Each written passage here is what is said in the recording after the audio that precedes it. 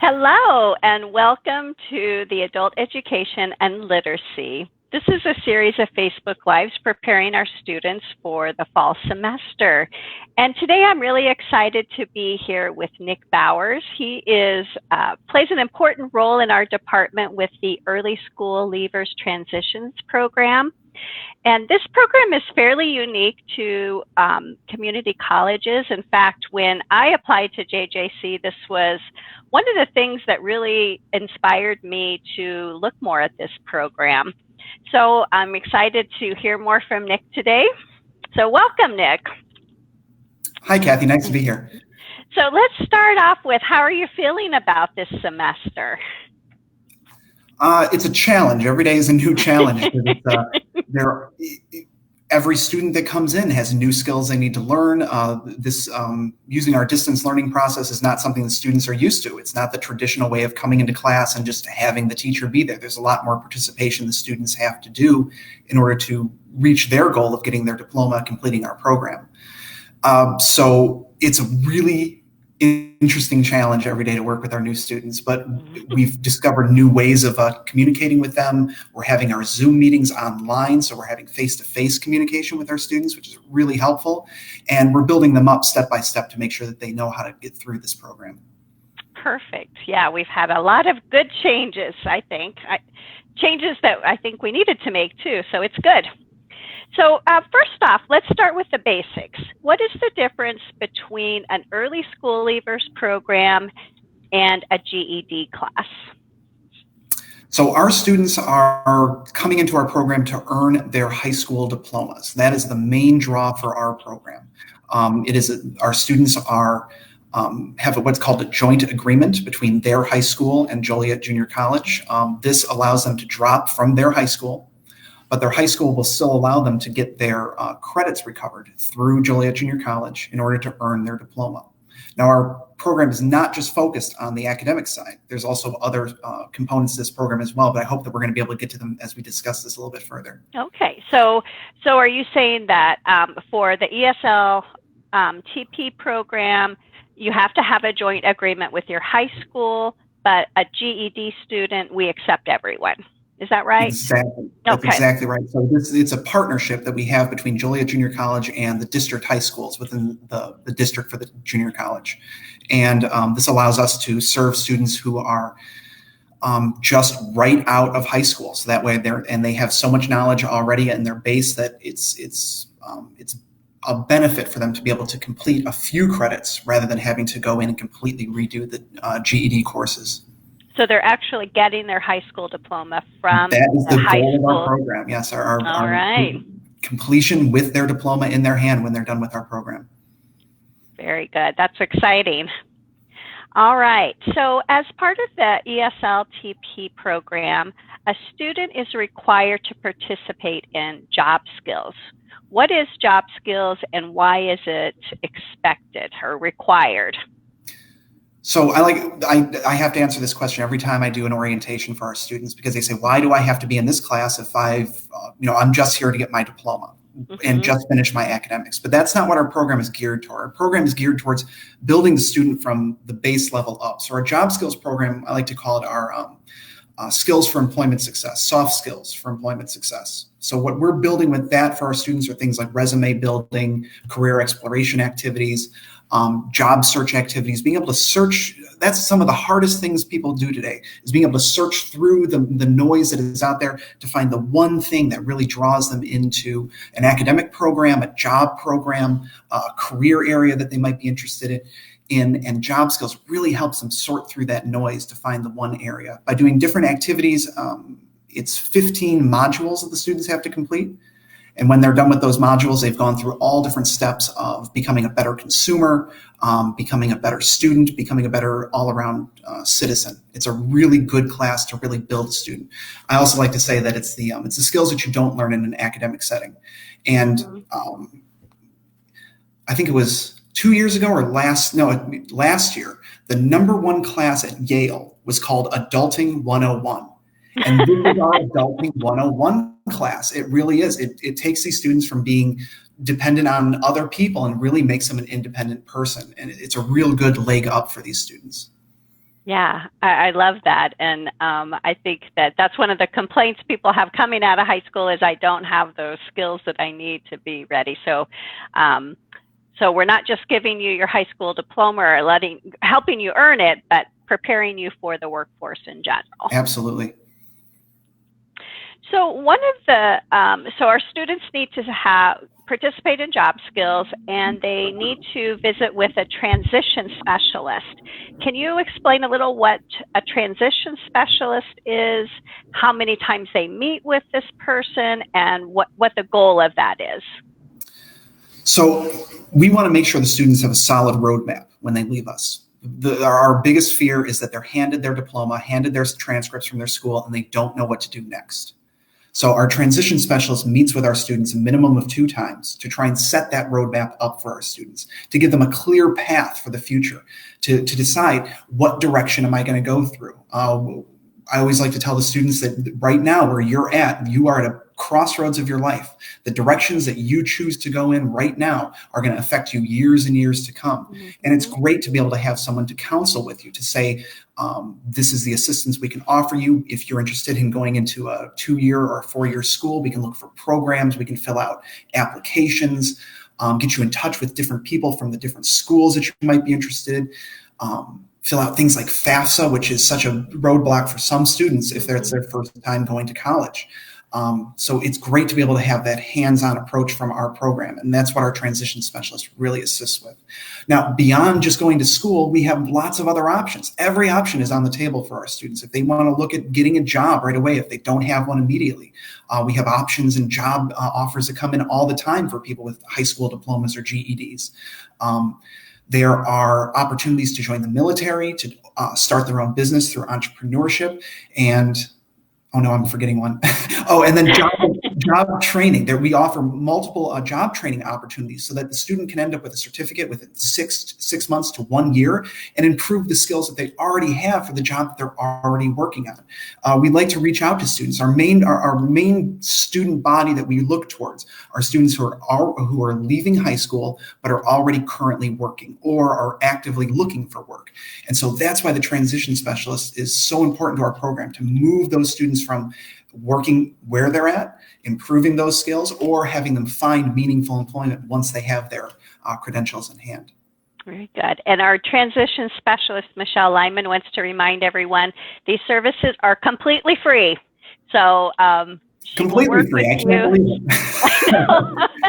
And if you want to hear more about Michelle Lyman, we did do a Facebook Live with her earlier in the week, so you can visit that one and find out a little bit more about her and her job also.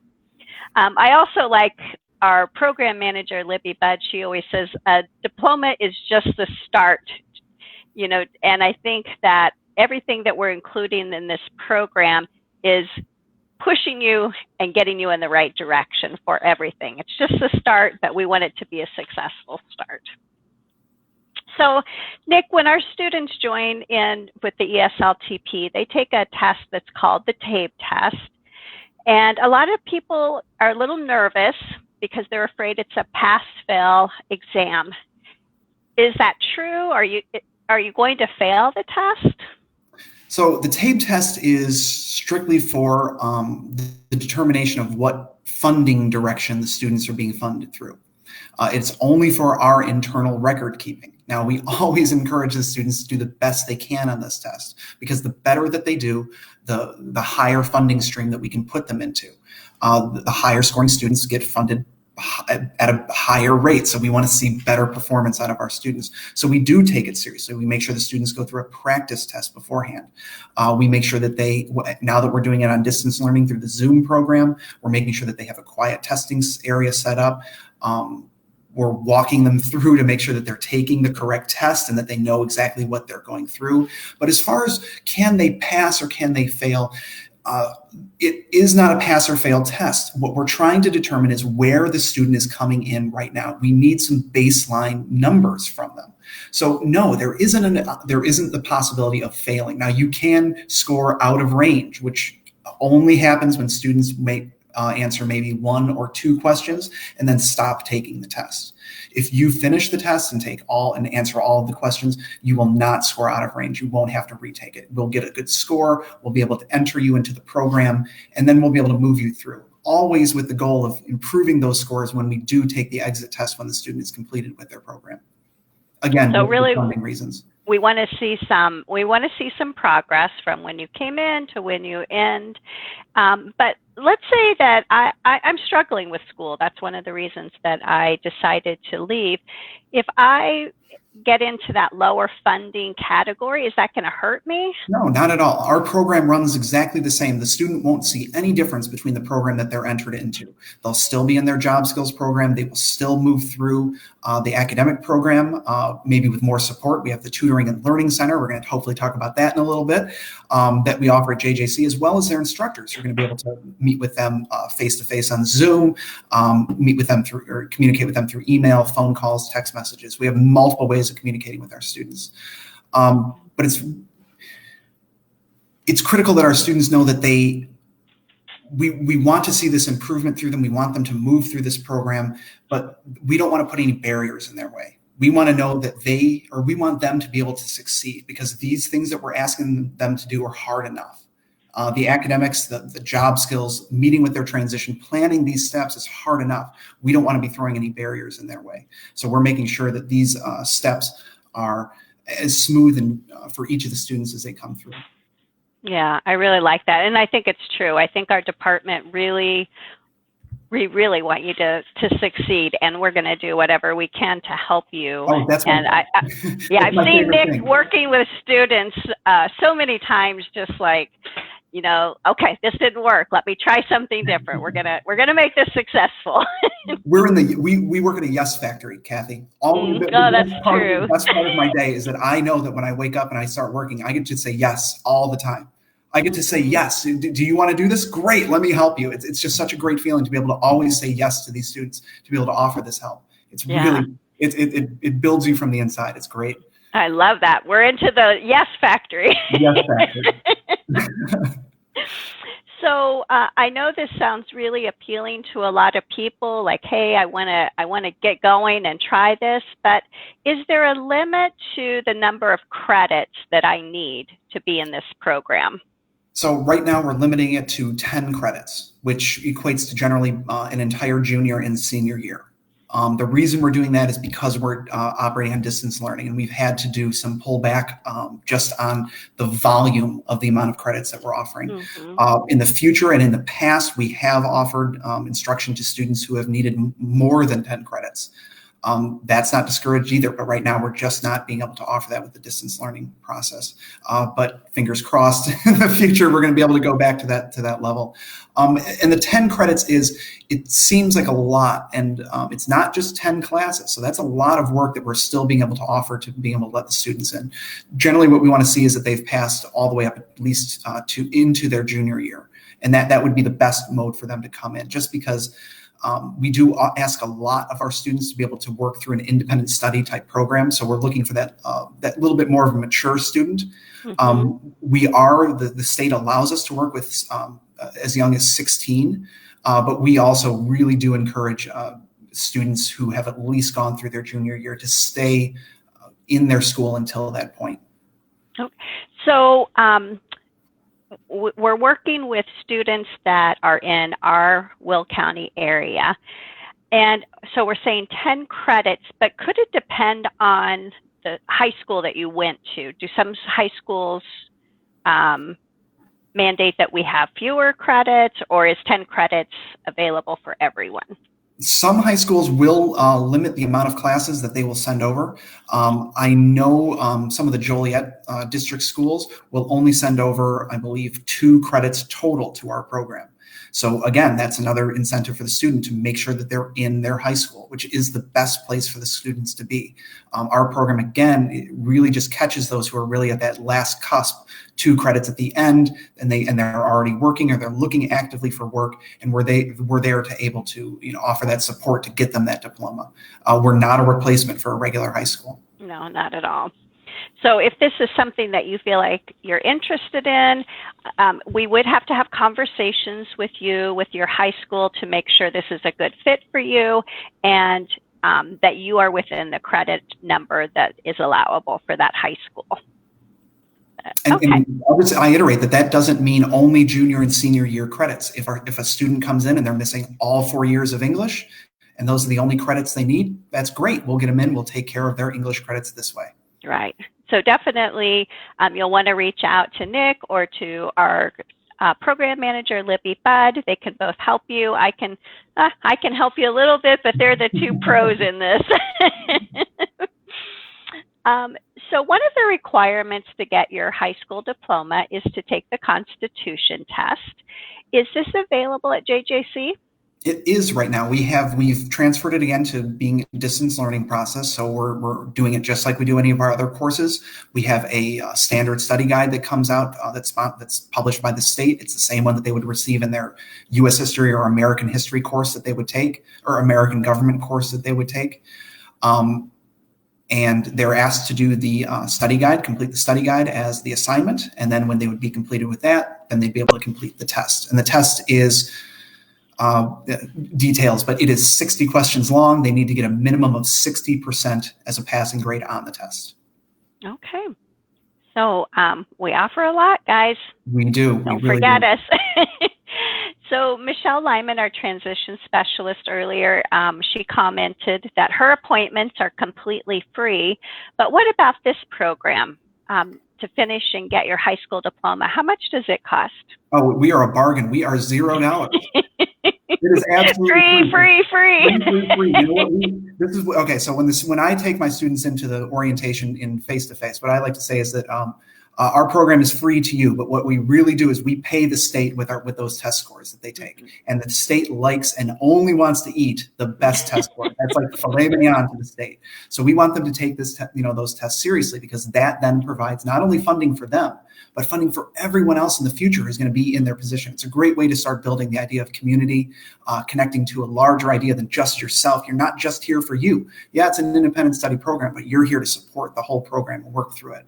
Everyone here supports each other. And I love that about the school as well. Mm-hmm. It's really a win-win, because we're getting the funding to keep supporting the program, but when you're improving on your test, it's a win-win. That's the goal. We want you to improve and be ready for all the challenges that come later in life that are, they can be good challenges, like going to college or joining a union, or whatever it is that you decide is the perfect fit for you. Okay, so this is a free program. However, I need to work with my high school and the adult education department to figure out a joint agreement. But I think all that's going to work out, and we've talked to both sides. So when can I join?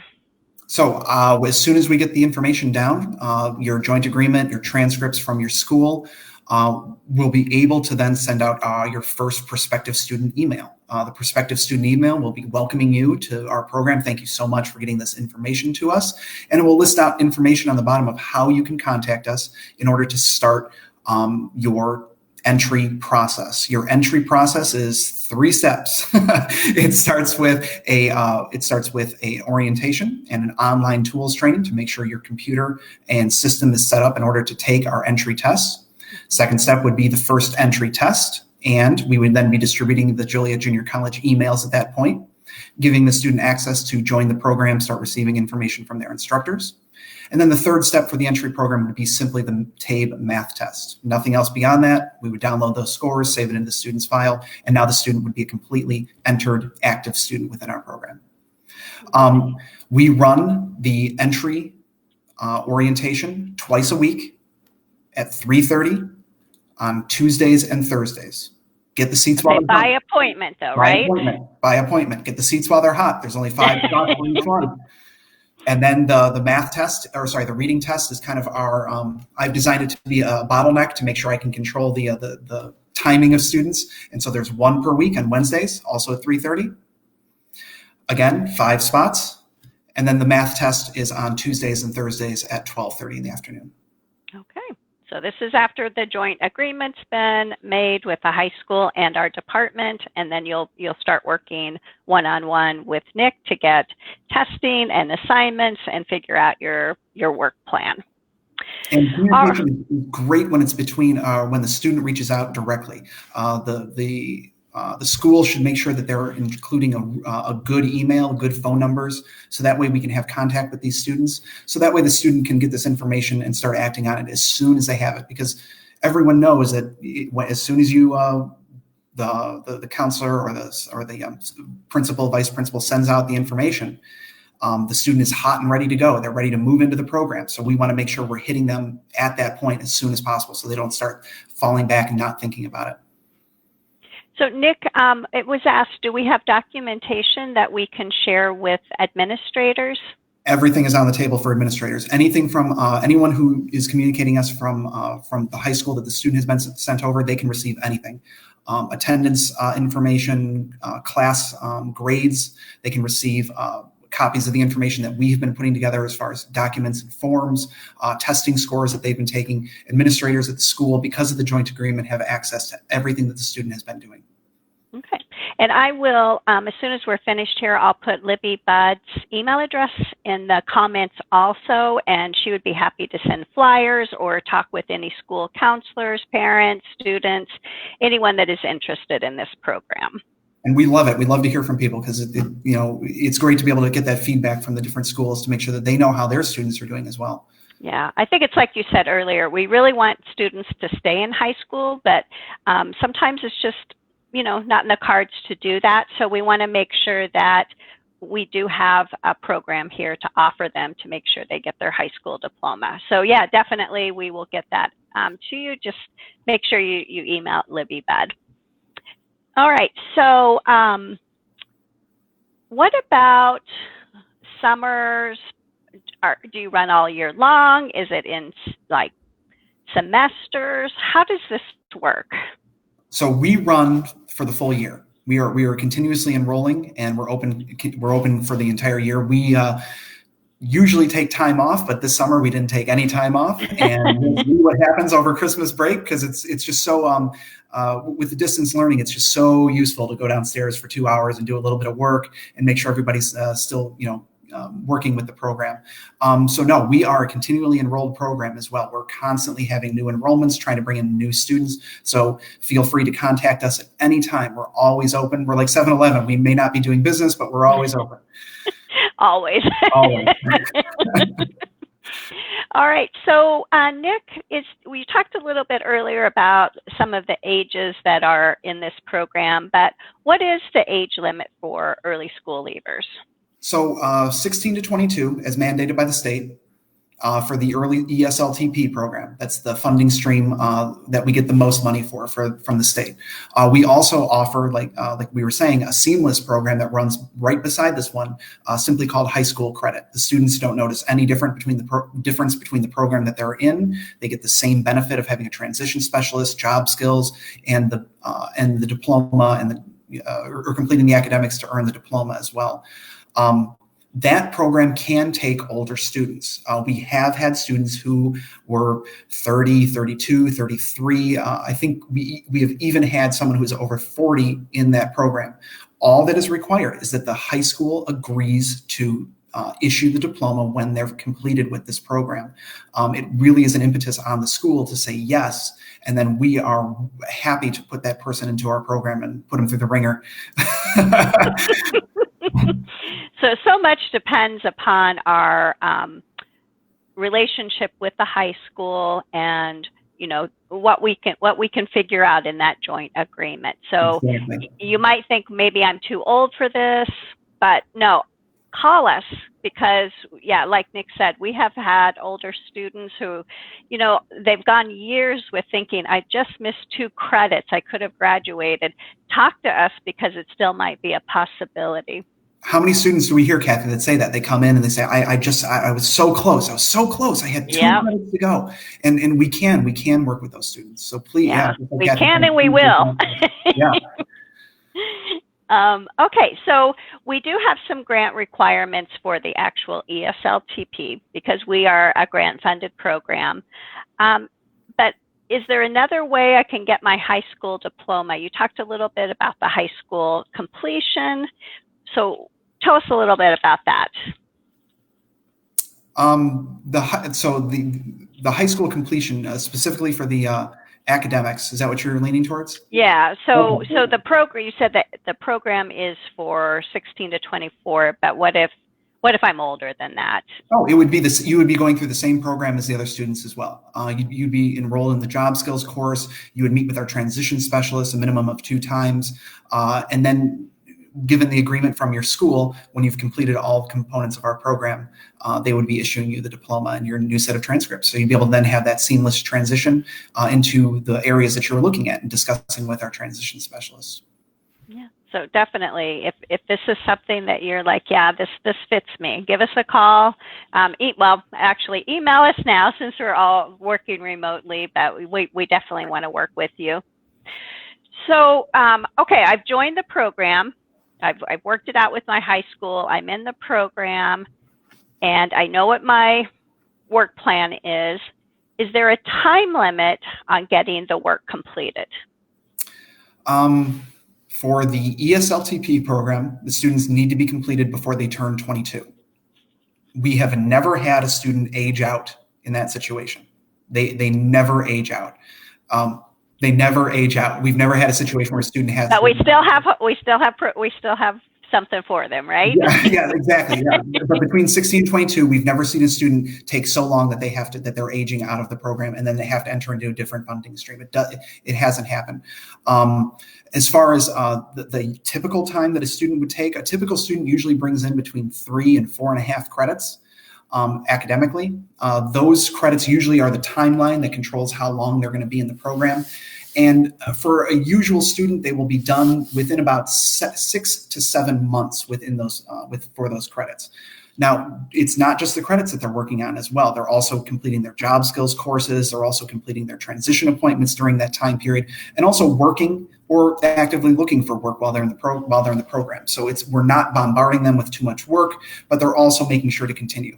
We have exceptional students who are exceptionally motivated. Some of these people, I would want to hire them if I was in a position. I would want to hire some of these students who come through our program, because they get the hardest subjects. They get things like pre-calc, algebra 2, English 4, English 11, and they can push through this stuff so well and so effectively by managing their own time and knowing that they need to get through this, that they can get done in an amazingly quick time. So we've had students who are signing up for the military, and they have to get their material done. They have an enlistment date that they have to meet, and I have seen miracles happen because they push themselves and really work this material through, working on material every day, getting extra work done beyond what we even expect out of the student. And it's amazing to see what a little motivation can do. Mm-hmm. Mm-hmm. It really is. Okay, so Nick, let's say that I was struggling academically in high school, but I still really want my high school diploma. I know it's important, but I'm still struggling with that algebra class. What do you offer to help them? So their first resource is always their instructor. They're always encouraged to reach out to their instructor, meet with us on Zoom.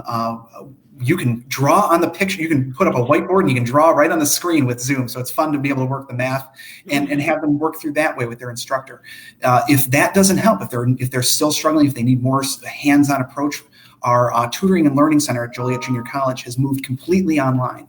They're offering 45-minute tutoring appointments, and they are miracle workers. They move students who are C and D students traditionally, and they become A and B students. They don't just work with them with the material. They also teach them study skills, how to become a better student in general, how to get the most out of the textbook and their readings, how to use their time effectively and schedule timing to be active in their work and then be able to set it aside. I know for me, some of the hardest thing to do is to start and to stop. Mm-hmm. So those trainings that the Tutoring and Learning Center go through with our students are really, really helpful.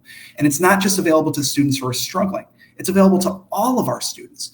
Anyone can sign up for it, and it can move students who are traditionally maybe a B or an A- student and really help them to excel, to move to that next level, to really show off and put out the show off what they can really do and give them that next level step up.